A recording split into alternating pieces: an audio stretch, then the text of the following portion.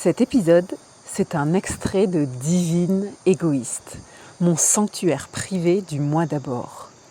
C'est l'espace où je partage, en vocaux, l'approfondissement vivant de mes codes et comment je les incarne chaque jour, dans ma vie, dans mes relations, dans chacune de mes créations. Chaque semaine, en plus de mes partages exclusifs, j'y offre ma fréquence oraculaire en direct, à travers des consultations oraculaires live, ultra intimistes, concrètes, activantes. Dans ma fréquence, on déconstruit l'illusion du besoin d'adaptation. On ose initier absolument tout, sa parole, son couple, sa parentalité, ses amitiés, ses créations, depuis sa vérité intérieure seule. Même quand ça dérange, même quand ça réveille en nous la peur du rejet. Ici, la vérité devient offrande, la foi devient sécurité et l'égoïsme redevient la plus haute forme d'altruisme. Le portail d'entrée de Divine Égoïste est dans la description de l'épisode. Hello, divines et divins égoïstes. Alors, je vous avais dit qu'il y aurait essentiellement 2 types de codes dans cet oracle. Les premiers qui sont autour de ma vérité sera toujours la plus belle offrande pour moi et pour les autres. Et le deuxième type de code, c'est justement, mais de quelle vérité je parle ? Comment mettre le doigt sur cette fameuse vérité qui est la plus altruiste et la plus au service de soi et du monde.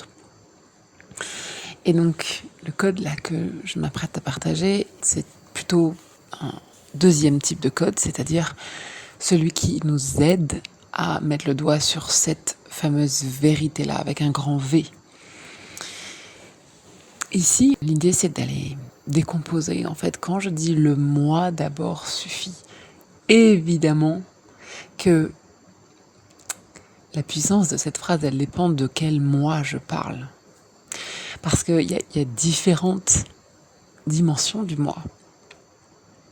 Quand je dis le moi d'abord suffit, c'est-à-dire que quand je fais allégeance à ce moi-là, en premier, sans chercher à servir directement les autres, à me demander si ça va aller pour eux, si ça va être ok, si j'ai le droit de faire ça, etc. Mais que je reste focus sur ce que me dit le moi et que je fais confiance à ce que me dit ce moi-là et que je garde cette certitude, cette foi que cela suffira, dans le sens cela sera parfait, à la fois pour moi et pour les autres et pour le monde. Eh bien, ce moi-là, celui qui sert à la fois le soi, les autres et le monde, c'est le moi qui se souvient de notre identité divine. C'est vraiment le moi qui se connecte à son essence originelle.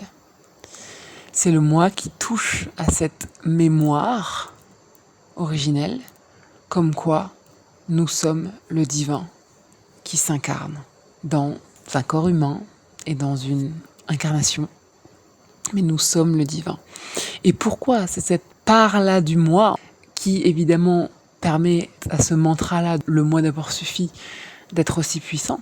C'est parce que, justement, quand c'est ce moi-là que je sers en fait le divin en moi. Et le divin n'est autre que l'unité. Le divin, c'est ce qui me relie aux autres. C'est-à-dire que le divin s'incarne dans plusieurs corps, dans plusieurs vies humaines pour s'expérimenter. Quand je fais allégeance à cette part de moi, qui est en fait le divin qui s'incarne, si je sers cette part de moi, alors je suis en train de servir l'unité. Si je sers l'unité, c'est que forcément, je sers les autres et le monde. Et donc c'est évidemment quand je connecte à cette part-là du moi que je peux être certaine ou certain que le moi d'abord suffit. Que ce que va me dire ce moi-là inclut déjà les besoins et les désirs des autres et du monde. Et donc, c'est essentiel de plonger à l'intérieur de soi pour pouvoir justement mettre le doigt sur cette vérité.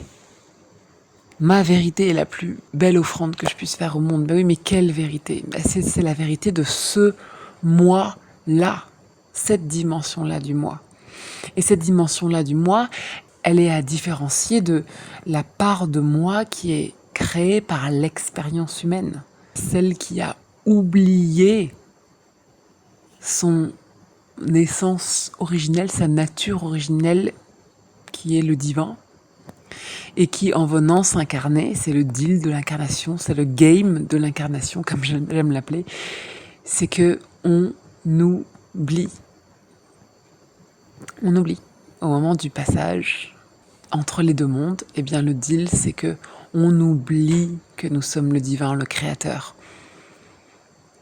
Et donc, cette part-là du moi qui est créée par l'expérience humaine, c'est celle qui va ensuite vivre dans la plus grosse illusion de ce game, qui est l'illusion de séparation. La séparation avec les autres. Donc cette part-là, très humaine de moi, elle a cette sensation que je suis moi, et puis lui, je sais pas, Juliette c'est elle, Richard c'est lui, et que nous sommes séparés. Et donc il y a cette illusion de séparation avec les autres, il y a cette illusion de séparation avec l'amour, l'amour avec un grand A, l'amour inconditionnel, l'amour divin. Et donc dans la matière, on va avoir tendance à prouver notre valeur pour mériter l'amour. Donc ça, c'est une énorme illusion du game de l'incarnation. Il y a la séparation avec l'abondance qui nous donne l'illusion du manque, que les ressources sont limitées, que nous devons mériter l'abondance et que donc nous ne sommes pas un avec l'abondance.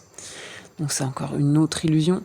L'illusion de la séparation avec la joie, la paix. Donc c'est quand on a l'illusion que la peur nous raconte la réalité, ou encore qu'on a besoin de contrôler les choses pour être en sécurité, ou encore que il faut travailler dur pour avoir la joie en fait.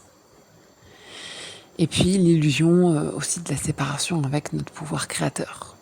Et ça, c'est la fameuse illusion comme quoi la vie nous arrive, en fait. C'est la vie, on n'y peut rien, on subit. Et donc ça, c'est parce qu'on oublie notre pouvoir créateur. Toutes ces formes-là d'illusion qui sont expérimentées par cette part du moi qui est créée par l'expérience humaine, elle nous fait croire que la vie est basée sur la chance, que le futur est aléatoire. Elle tente à nous faire jouer un jeu un petit peu plus solo. Et c'est moi contre les autres, ou c'est moi ou les autres. Il y a cette notion de ou, alors que le moi divin, il est ancré dans le et. C'est-à-dire que il existe toujours une voie dans laquelle mes besoins, mes désirs coexistent avec ceux des autres et du monde. Ça, c'est le moi divin. Le moi de l'expérience humaine qui vit dans la séparation, il va avoir tendance à penser en ou. C'est ma joie ou celle de mes enfants. C'est mon besoin ou celui de mon partenaire. Quand je dis le moi d'abord suffit, c'est quand on arrive à se connecter à cette vérité avec un grand V, c'est quand on arrive à se connecter à ce moi qui se souvient de son identité divine. Et donc, comment on y accède ? Parce que on reste tous dans le game de l'incarnation, donc on est tous biaisés par le moi qui est dans l'illusion, par le moi qui est limité par les 5 sens, par le moi qui est biaisé par les émotions, par le besoin de preuves dans la matière, par ce qu'il voit, par son besoin de se fier à ce qui est tangible et palpable. Et donc, qu'est-ce qui va me permettre de me connecter à ce moi divin ? Eh bien, c'est tout mon monde intérieur.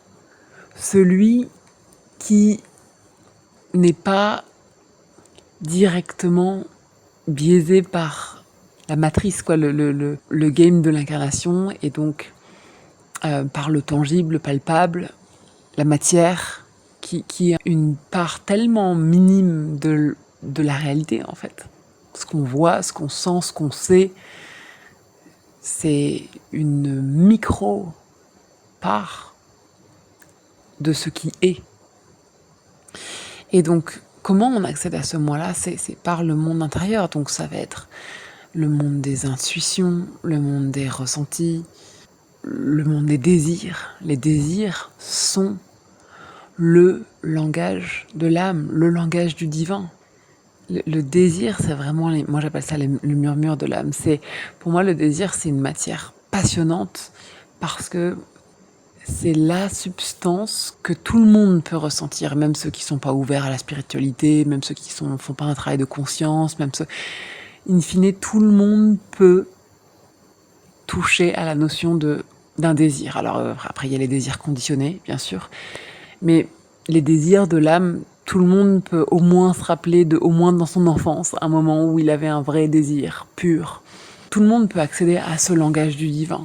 Tout le monde peut accéder à la voix du divin, en fait, au travers de ses désirs. Donc vraiment, les désirs, pour moi, c'est une matière extraordinaire. J'adore me connecter aux désirs, j'adore travailler le désir parce que je trouve que c'est une matière assez accessible. Et c'est une matière divine, mais qui est accessible.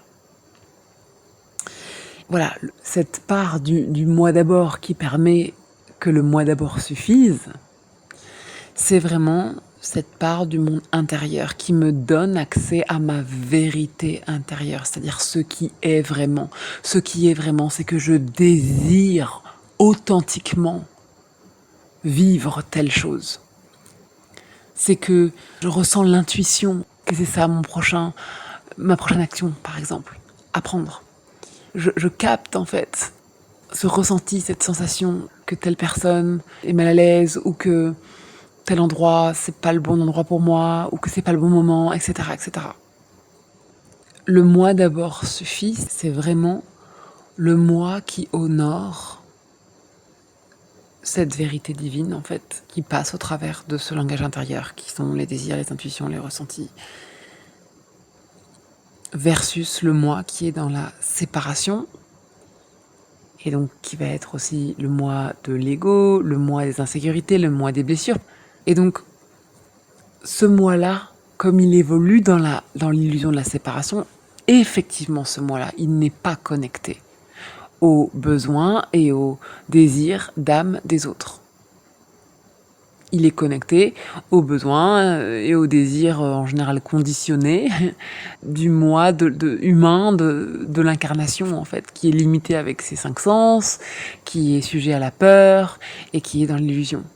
Et donc celui-ci, effectivement, il ne peut pas servir les autres et le monde. Donc si je réponds aux besoins de ce moi-là, qui est le moi qui se dit ah non mais il faut absolument que je puisse contrôler tout à l'avance, et donc non j'ai vraiment besoin que tout le monde puisse faire exactement comme ça m'arrange, parce qu'au moins je suis sûre de pouvoir contrôler la suite et de sécuriser la suite. Évidemment, si je réponds à ce moi-là, je vais très certainement pas servir les autres et le monde. Si je réponds à un moi, par exemple, qui est dans une blessure, je réponds à un moi qui a besoin d'être aimé, qui a besoin d'être validé, je vais avoir un comportement relationnel, mais qui va pas servir les autres, donc qui va par exemple être people pleasing, qui va pas oser livrer sa vérité intérieure, qui va vouloir satisfaire les autres, contenter les autres. Et donc quand je sers ce moi-là, en fait je suis en train de servir mon insécurité ou ma blessure, et évidemment je ne sers pas les autres. Quand je fais du people pleasing, c'est une illusion de penser que je sers les autres. Parce qu'en fait, je ne leur offre pas ma vérité. Donc en fait, je les leurre. Je leur propose de vivre une expérience qui n'est en réalité pas une expérience qui, moi, me nourrit. Et donc, pas étonnant que si moi, à un moment, je pète un câble et j'en peux plus, en fait, de faire du people pleasing, ben, les autres, ils comprennent pas ce qui se passe. Ah, toutes ces années, tu as fait ça pour moi et en fait, c'était pas ce qui était vrai pour toi, c'était pas juste pour toi. Et maintenant, tu me le reproches. Le people pleasing ne sert pas l'autre. C'est une illusion de penser qu'en étant gentil, on sert les autres. La seule façon de servir les autres, c'est de leur offrir notre vérité. Et notre vérité, elle est connectée à ce moi-là qui se rappelle de son identité divine. Donc voilà, c'est un plongeon un peu plus profond dans, évidemment, le moi d'abord suffit, qui n'est évidemment pas un code simpliste, puisqu'il y a effectivement plusieurs dimensions du moi et que, en fonction de à quel point on met le doigt sur le moi divin, sur le moi connecté à l'amour, à l'abondance, sur le moi connecté à l'unité, sur le moi connecté à la vérité avec un grand V, effectivement, à ce moment-là, parce que je sers le divin qui lui-même inclut les besoins et les désirs des autres, alors ce moi-là suffit à lui seul. Quand je réponds à ce moi-là, je n'ai pas besoin de me poser la question de est-ce que je suis sûre que ça va être ok pour les autres. Parce que potentiellement, ça va pas être ok pour leurs humains. Pas forcément tout de suite. Leur humain est pas forcément prêt. Leur humain peut-être va répondre depuis leurs insécurités, l'ego, leurs peurs, leurs blessures. C'est là que je dois faire allégeance à ce mantra qui est radical et qui est absolu, c'est-à-dire qu'il est toujours vrai. C'est que ce moi d'abord là, qui est connecté à la vérité divine, il suffit. Et parfois, à l'instant T, c'est difficile à croire parce que les autres vont pas comprendre, vont mal réagir, etc. Mais quand j'agis depuis ce moi-là, j'agis depuis le divin, quelque part j'agis depuis la vérité avec un grand V, je ne peux blesser leurs âmes. Je peux blesser leur ego, je peux blesser leurs insécurités d'humains. Mais je ne peux pas blesser leur âme. Je joue le rôle de la graine qui va faire que cette fois-ci, leur humain va pas forcément comprendre, mais que le temps, l'expérience va leur montrer qu'en fait, je ne l'ai pas fait contre eux, je l'ai fait pour servir ma vérité et qu'ils ne pouvaient jamais être lésés par la vérité d'âme d'une autre âme. Voilà, encore une fois, un plongeon dans la subtilité du moi, dans le moi d'abord suffit.